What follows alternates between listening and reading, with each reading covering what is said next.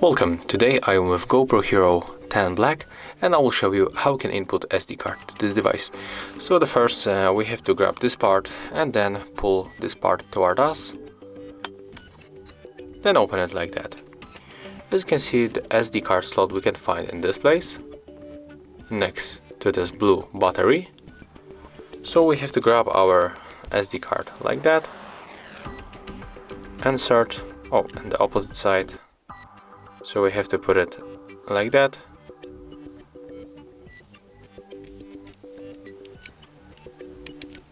And next press with our fingernail. And right now we can simply close this part, this cover, then turn on our camera.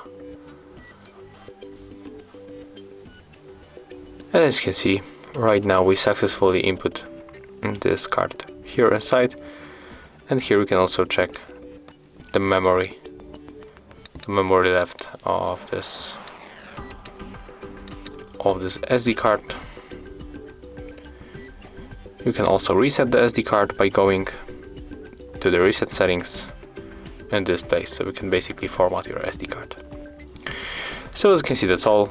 If you find this video helpful, remember to leave a like, comment and subscribe.